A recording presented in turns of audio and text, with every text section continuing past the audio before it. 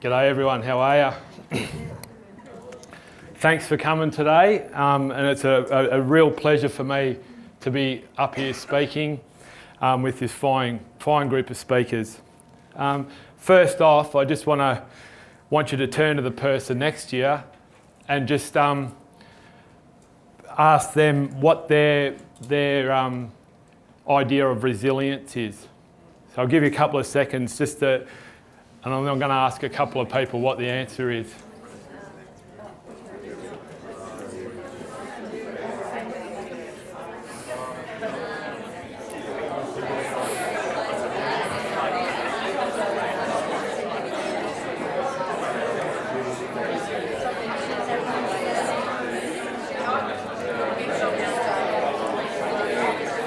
Okay,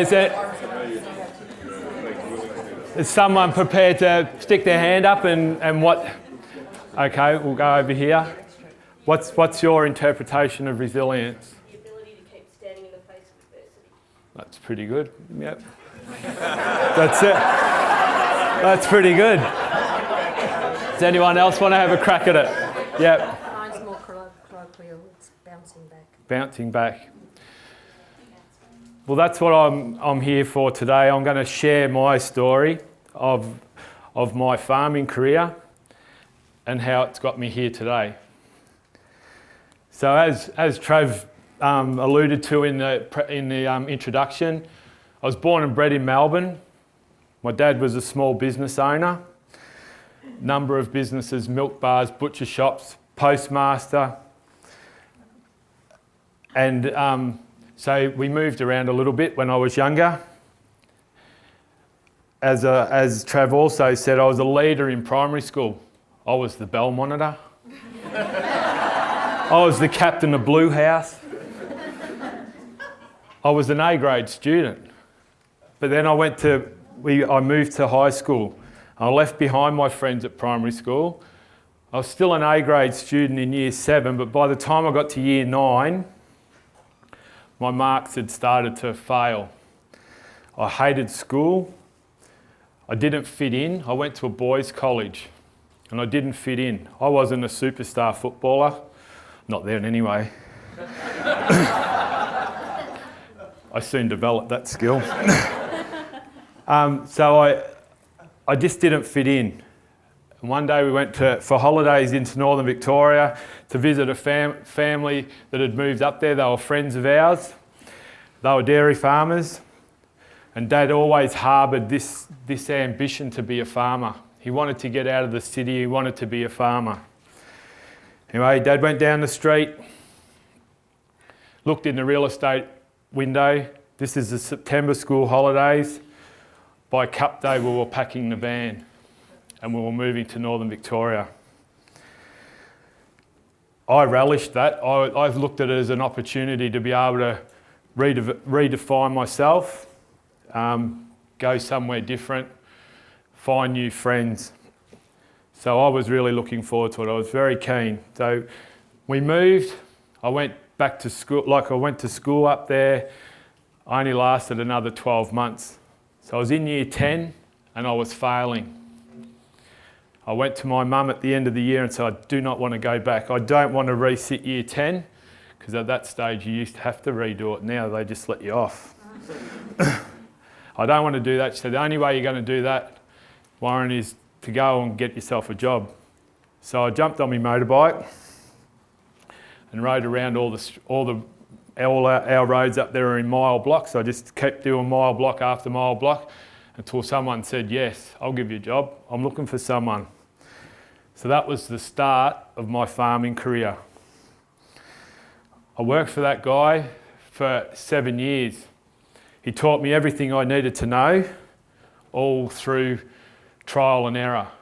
If I broke something, I had to fix it. A piece of advice that was given to me by our friends that lived up in northern Victoria was, don't sit idle. Make sure you're doing something. And I know there's one person in the audience that will relate to this story, but so the first day on the job, my boss said, feed out the hay, feed the cows, lock them in. and then I'll be back and I'll tell you what to do next. Well, an hour had gone by and my boss hadn't come back. So I thought, don't sit idle, be resourceful. So I went and grabbed the shovel, went into the shed and sharpened it as much as I could and looked for the biggest thistle that I could find to start chipping thistles, because that was something that you used to do back in those days. So I found this big thistle, got the shovel and I attacked it. Little did I know that underneath that thistle was the main water line that ran to the dairy. So not only did I learn how to chip thistles that day, but I learned how to fix water lines. So that filled in my first day. But over that 7 years, as I said, my boss taught me everything I needed to know.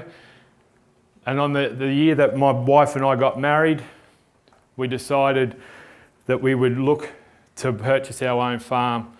My mum and dad had moved from Merrigan, where we first settled from Melbourne, and bought a little bit bigger farm in Tongala. We found the farm next door and we purchased it, joined it together and created a family business. So I was now in business. I had basically my dream, 7 years of working very hard on a farm, and that was the goal, was to get our own farm. So we're newly married, new business, but little did I know, I'd gone into business with more than just my mum and dad. I had 3 or 4 other business partners, mum and dad obviously being one of them, the banks being another. Mother Nature was the other one. Mother Nature was a business partner that would show her hand a number of times. Everything got off to a great start. I was doing a little bit of off-farm work to supplement our income. And the business was just growing and expanding. But through the first probably 4 or 5 years, it was all rosy. But then things started to decline a little bit. I was very ambitious and wanting to go this way, where Dad was wanting to slow down a little bit and not expand quite as quickly as what I wanted to. So it started causing a little bit of friction within the family. But along the way, as we were going, Mother Nature showed her hand for the first time.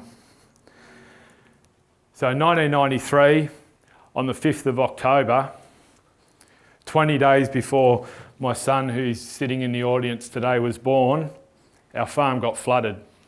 It was the first time that really on the farm my resilience had been tested. Our farm was underwater for over a week. We had 200 cows at that stage that we had to feed. And I had nowhere to feed them because cows don't like standing in water. So resourcefulness and adaptability, which is a couple of the skills that we learn as farmers and in any other business, I had to learn how to adapt, because one day can be brilliant sunshine, next day can be slogging around in mud. We got through that, but as I said, touched on before, the family unit was starting to break apart. And it was something that I held dearly. Family's number one in our family, and it was really starting to test me as a person. It was affecting me, my mental health, because I didn't envisage that I'd be going into business with my parents and then fighting with them on a daily basis. It got to a stage that with the low commodity prices, high interest rates, all started to compound, as well as the family falling apart. It got to a stage on a cold July night when I'd finished milking the cows that I'd had enough. Logically, in my brain, I had 3 kids and a wife at home, sitting a couple of 100 metres down the road, but I'd had enough. So I decided this was it. I can't go on anymore. So I took a piece of what we call farmer's best friend, which is a bit of hay band, and I tied it up in the dairy, and I stepped up on a bucket. As I said, logically going through my brain was, I've got 3 kids, and I've got a wife at home that loves me, but I'm a failure. My business is falling apart. My mum and dad hate me. I didn't feel that I had anywhere else to go, so I stepped off the bucket.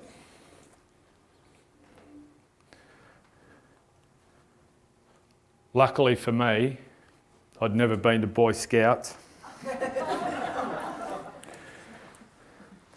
The knot didn't hold. But I was a mess. I'm sitting in a pouring rain outside, sitting in a dairy, wondering, what the have I just done? It was a real reality check for me.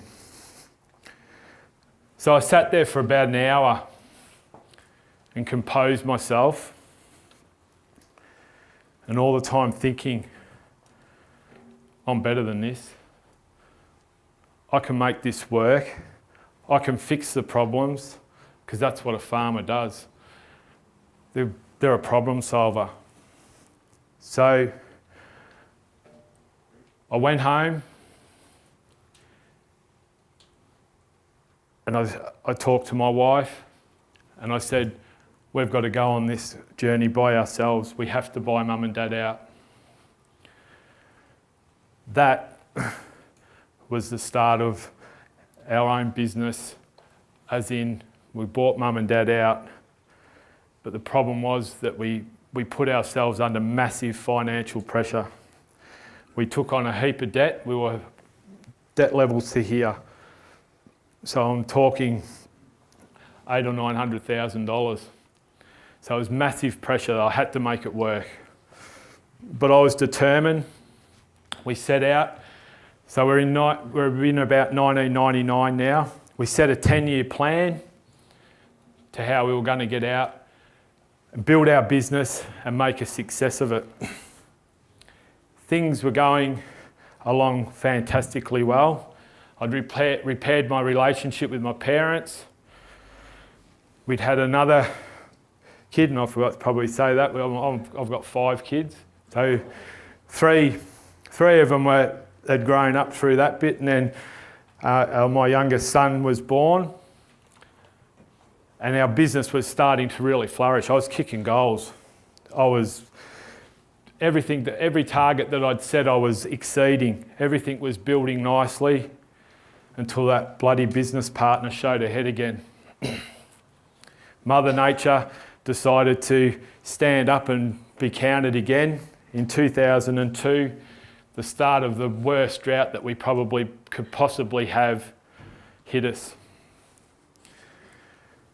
Once again, I've been battling the mental health issues, but I was determined to overcome them. So through this period, I had to work out a way of overcoming that. So it started with, I had to start with myself. I had to start with the self-leadership. If I was going to lead my family out of this, I had to be strong myself. So I worked through what I thought I needed to work on.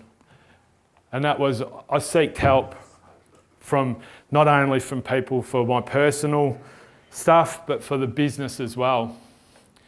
I had to be aware of what was happening around me, as aware of the triggers that were making me not operate at my optimal level. And I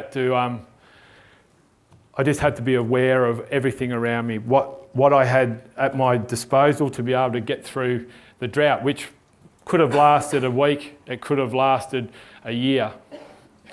As it turned out, it lasted 4 years.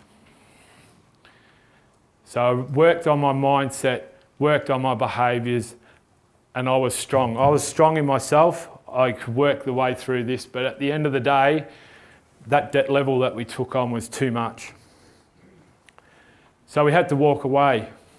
We had to make that decision. We had to draw a line in the sand, and we had to step over and say enough's enough. We went from a $200,000 profit to a $250,000 loss in 18 months. Because as a farmer, your responsibilities aren't only just to your family, they're to your animals, they're the things that create your livelihood. So you still had to feed them. You only had one option. You either chopped their heads off or you fed them. And I decided I wanted to feed them. So we were going down the tubes very quickly. So that line in the sand was drawn and we stepped over it and we walked away from our business. We couldn't sell it. We had an asset that was worth over $1 million and we couldn't sell it. We had to walk away. It was still ours, but we couldn't do anything with it. We had no water. We were irrigation farmers. We couldn't water our paddocks. So I got offered a job down in Mount Gambier to go and manage a large enterprise down there. And it sounded good. It sounded like the miracle, the silver bullet, if you like. So we moved away and we went down to Mount Gambier, but it wasn't the same.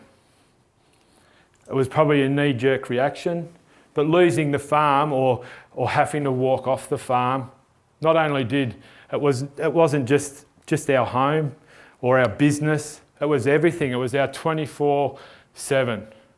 Every waking hour was spent on that farm. It was where the kids played. It was where we made money. It was our home. And we had to walk away. So we'd lost our identity. And working for someone else wasn't the same as working for yourself. For yourself. So that didn't last very long.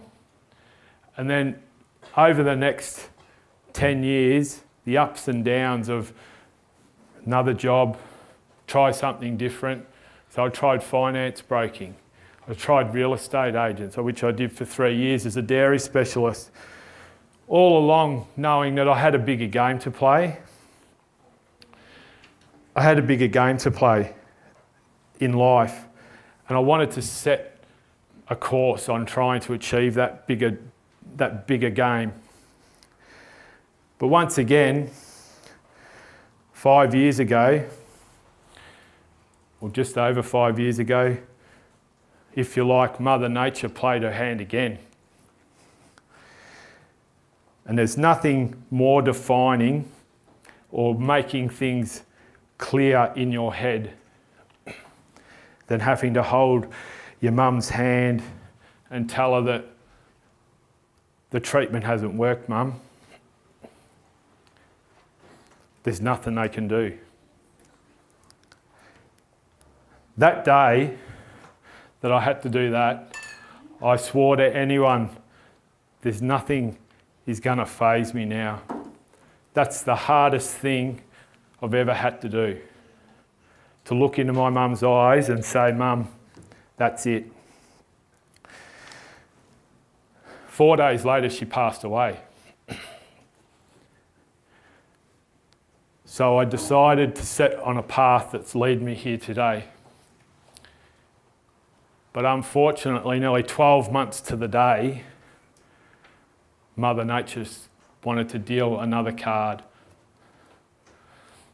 My wife, we were on a walk in the town, stumbling along the footpath, just kicking the cracks in the concrete. I said, "Are you all right?" And she said, "I don't know. I feel all right. Maybe it's just those women's problems or whatever it is." So we went to the doctors. We were able to get an appointment in the morning, went to the doctors. The doctor said, "You just better go and get a few tests done, check out what's going on." So we did. By 1 o'clock that afternoon, we'd been told that she had a shadow on her brain. And that you need to get to Melbourne as quickly as you possibly can. So we had to rally rally the kids and tell them what was going on in our family, because we didn't know. It was unexpected. We didn't know what was going to happen. As it turned out, it was a malignant brain tumour that was as big as a golf ball. And the tumour that we were dealing with accounts for 0.05% of all brain cancers. So we had an uphill battle. But the things that the farm had taught us, and especially the journey that we'd been through, was we needed to connect with people and surround ourselves with people that were going to be able to help us through our journey. So that's what we did. We connected with our family, got everyone around us. We also knew that we were strong enough to get through it, because the farm taught us that. Just like any business, it throws you all these things, but until something like a personal health issue, like Tori was talking about, health is paramount. But we knew we could get through it. So we fought. My wife fought a great battle, and I can proudly say today that she's fit and well. But that was when I thought, I've got to play a bigger game. I've got to be able to work out how I can relay what I've been through. And it's not dissimilar to most dairy farmers or business owners for that matter. People go through this journey. But I wanted to play a bigger game. I knew that I was capable of it. So I started developing more life skills, as I said, different jobs, all that. And all of a sudden there was a common theme started to come. And it was all about systems and how to lead people. But I had to start with myself, like I did back on the farm. I had that all down pat, so I had to then start developing systems to be able to then lead people. Because on the farms, I had 6 or 8, 10 people working under me, and until I could lead myself, I couldn't lead them. So I built systems, and that's one part of my business today. I do farm management, consulting to a number of farms where I'm not just on one farm, help them with their management systems. But also the other part is what I'm doing here today, and that's spreading my word, like my story, what I've been through, and how I've built my life and built a bigger picture. So where I am today, I'm an ambassador for a great children's charity, something 10 years ago I would never have thought I would be. I mentor a young kid at our local school, and I also help people that are going through the issues that I've been through and help them through imparting my story to them. So it's probably apt today that I'm speaking a little bit on mental health. No, it's not overly motivating, but the story behind where I've been and where I've got to is because for some people, they don't get to this stage. If I had been a Boy Scout, I wouldn't have got to today. But I was given a second chance. So I've decided to make the most of it. And it's probably, as I said, probably apt that I'm speaking today, because tomorrow is Are You OK Day. So if you take something away from today, is give your mate a ring tomorrow and just ask him, are you okay? Because that one conversation could save a life. So I thank you very much for listening to me, and I hope you enjoy the rest of your day. Enjoy the rest of the speakers, and thank you very much.